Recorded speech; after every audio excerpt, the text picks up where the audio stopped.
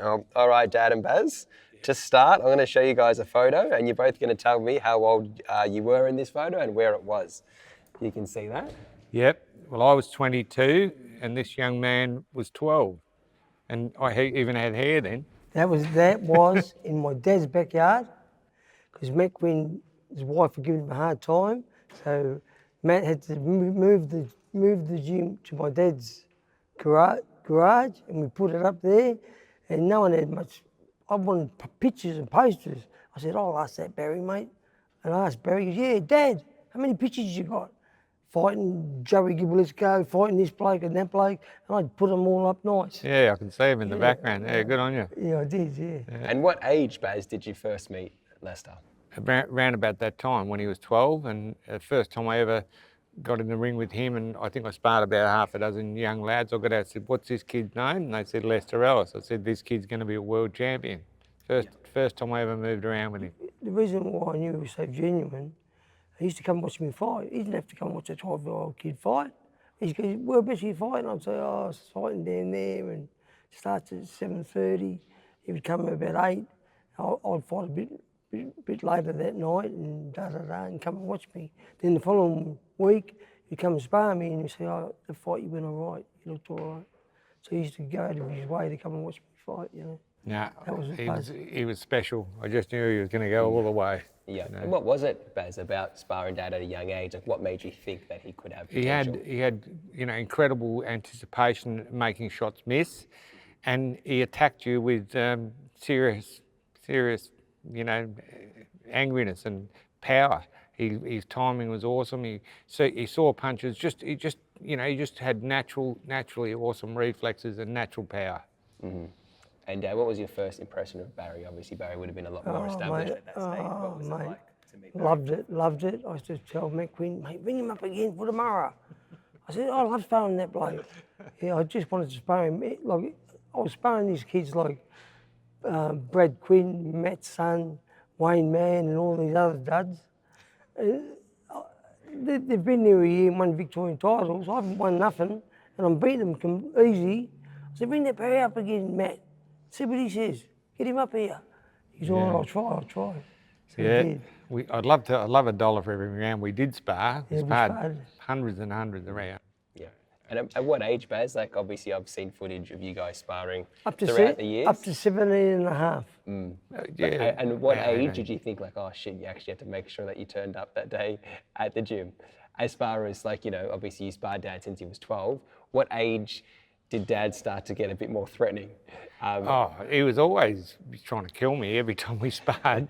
And I mean, if I went there and had a night out the night before, he made it difficult for me, I tell you. I remember seeing one of footage, I had a bit of a hangover, and God, he attack me, and he went really well. But no, he was a gun, and just so many great memories. And look, all those spars we had and the fight we had, and now we're, God, what is it, 40 years next year? It's hard to believe, and we're great mates. And all the people that put shit on and caused us trouble, today we're mates. Where the fuck are they? Yeah, they're all gone. They're all gone. All shit people. Exactly. Yeah, they're great memories, and yeah, good on you, mate. Good on you, Bruce. Thanks, man. We're gonna kill them on the speaking circuit. We're gonna take over. Absolutely, 100%. And obviously there's been talks for a little while about a movie, and hopefully, sooner rather than later that can get underway. Yeah, well, there has been Nick Butler, who did the documentary, A Melbourne Story. Haven't spoke to Nick for a while, but during the pandemic, that sort of held things up. He's always been adamant that he's going to do a story about Lester Ellis and Barry Michael soon. And I've started writing a book. I've written about 5 or 6 chapters. New Holland are going to do it, the same group that did Shane Warne's book and Chopper Reed. So hopefully it should get a fair bit of publicity, and that might help, because I think a movie, what would we call it? What would you call a movie about Lester and I? For anyone watching this clip, we can make sure that they put a few movie titles. Anyone watching this clip, come up with some names. Yeah, come up with a name. Absolutely. And obviously your story is one that's extremely interesting, because you not only fought each other, but you had a history of how many years, 7 or 8 years before you fought each other. Do you think that history, at least for you, Dad, made the fight like a lot more emotional than it would if you just fought someone you never knew? When I first heard, I think I was, He was filthy on me. oh man, I didn't believe it. I was out playing with my dogs, and I'm at the Oval. This kid comes up and goes, "You're fighting Barry Michael, mate. I seen him in Sun Herald this morning. You're fighting him. He looks like been about 2 months." So who's this cunt? What's he on about? You know who really made it sort of happen was when I'd signed with the Waterfront Boys to manage me, and the next thing I know, I'm on a plane to New York to meet Bob Arum in his office, and I signed a contract with Bob Arum in his office to fight a guy called Juan Arroyo in Miami and then fight for the world title. As it turned out, I went back to Miami with Dana Goodson, who I'd lived with in Hawaii and actually had brought to Australia, lived at my house. I promoted him, I lost money on him, and I took him back to Miami when I had this world title eliminator with Juan Arroyo. And my last sparring session, about 8 days before the fight, I was sparring a guy called Mario Cusson, a French-Canadian who was on television. And I stepped forward on the ball on my foot when I'd been having this nagging heel pain, and I'd had 3 cortisone shots in about 6 weeks, and I went, ripped the band of tissue completely off my heel, and I collapsed. Anyway, we get back to Australia, and like my dad, myself, and my first wife and Dana, we were all crying in the Fontainebleau. We were just that upset that opportunity was gone. Within 1 week of getting back to Melbourne, Dana Goodson's your trainer.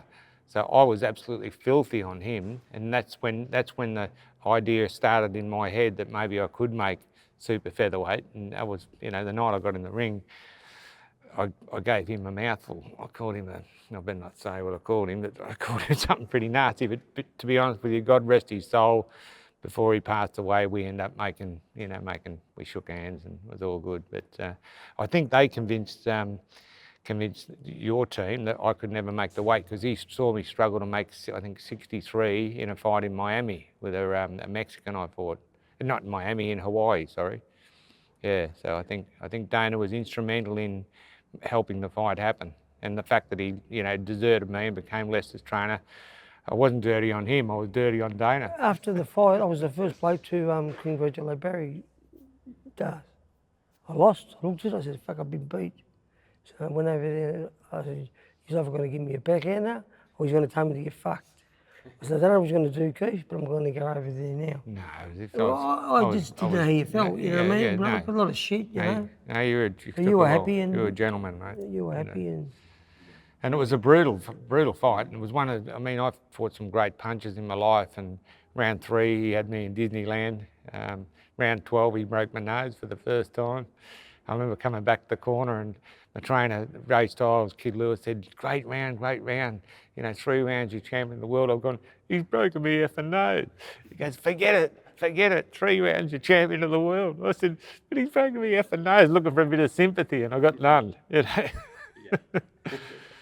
Nah, that's incredible. And obviously now, Lester and Baz, it's it's come full circle. You're not only fantastic friends and have been for the last number of years.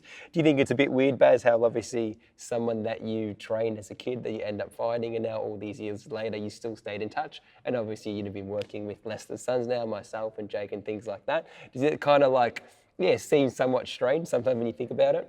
Not really, because that's boxing. That's boxing. That's what it's all about. Camaraderie and working together, and there's a lot of blokes that, I lost to even. I lost to Jeff Malcolm, we still speak. Juan Jose Jimenez, who beat me in Indonesia, I still speak to him. He lives in Italy. Yeah, so Lennox Blackmore, if I ever, see him, we're on good terms. It's just boxing basically, and our story's a little bit different, but we had a friendship before we fought, and it sort of soured a little bit for a while, but afterwards. I used to stay at his place in Altona. The respect that we've got for each other. We used to run from Sunshine to his Yeah, we still a lot of running. The respect that we've got for each other, you can't beat it. Absolutely, 100%. And last question, we're seeing a lot of these exhibition matchups, a lot of these all different types of matchups from, Jake Paul and Mike Tyson. Do you guys think for the right price that you'd run it back and go for round 2? For the right price. What are you coming up with, Daz? That's it, guys. Good on you, mate. Team 2. Thank you. Thanks, guys.